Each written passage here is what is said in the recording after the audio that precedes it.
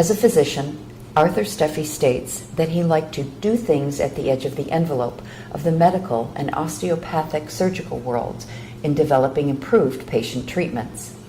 As a man, Arthur Steffee was devastated by the evolution of the medical and osteopathic surgical worlds that eventually forced him from the medical career that he loved. 1993, 60 Minutes. Going to do a great show on pedicle screws in the spine. For about a week after that show, I was afraid to even go outside the house.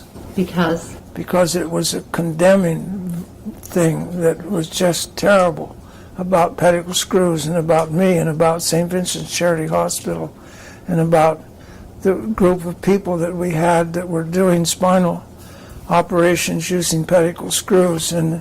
And that was all started because of a malpractice suit that was brought in Lake Charles, Louisiana.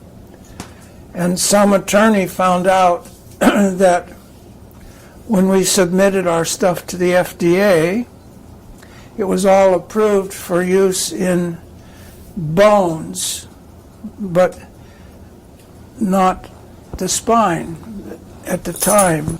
So I went to the FDA and I looked around in his office. Tom Callahan, head of the device administration in the FDA.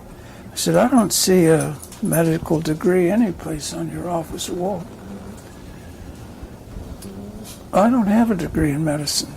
I'm just a civil servant. Well, then how can you tell me what I can put in somebody's spine and what I can't put in somebody's spine? I can't. All I can do is tell you what you can sell or not sell. If you want to call it a bone screw,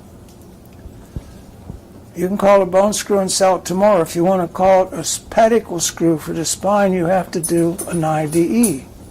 Mind you, this is in 82 or 83, which is just a couple years after the FDA took over control of devices, and they'd never done but one IDE by that time.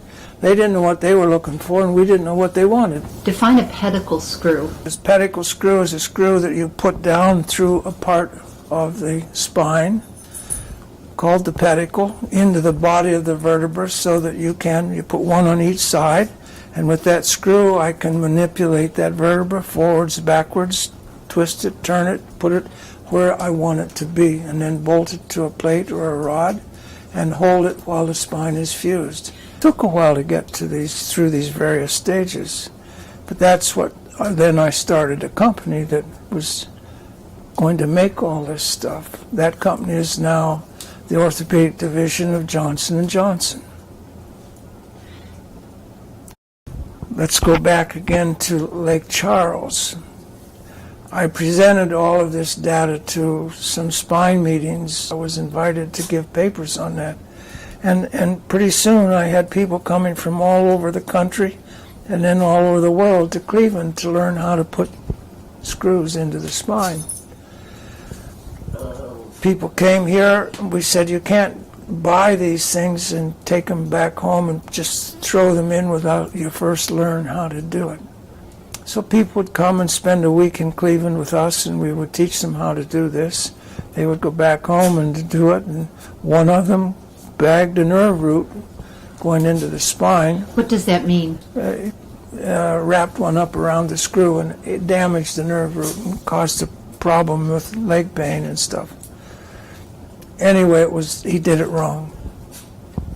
They filed a lawsuit against him. The attorney found out that we were selling bone screws, but they were, we were allowed to sell them as bone screws, but if we wanted to call them pedicle screws, we had to do an IDE. So you could sell it however you wanted to, you just couldn't call it. I couldn't call it a pedicle screw till we had finished the IDE. It took 15 years to do the IDE. That brought on a very big class action lawsuit, which was the subject of the 60 Minutes program. Now, did they come to you and want to interview you? Oh, yeah. And did you interview with them? Certainly I did.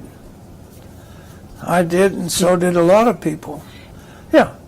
We didn't know what was going to be in the program of 60 Minutes, but what it really was the start of the class action lawsuit. And so I ended up with somewhere in the neighborhood of 8,000 lawsuits because I was the inventor of the pedicle screw. They're all against me and the company.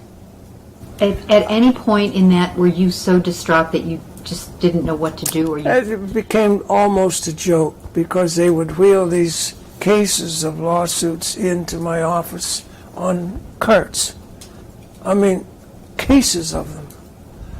And in the ultimate end, I never went to a single trial for one of them.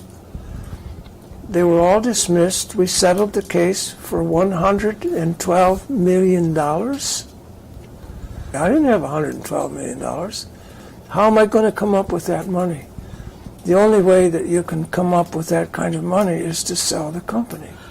Was it heartbreaking to sell the company, or at that point were you glad to get out? At that point in time, I was seeing more courtrooms than I was operating rooms. And I thought, you know what? Today, it's the gold standard. It's the gold standard of spine surgery to have pedicle screws put in your back. I can go upstairs and get you any journal you want to, the whole journal. Spine surgeries are nothing but pedicle screws. It is the gold standard, but it took a lot to get there.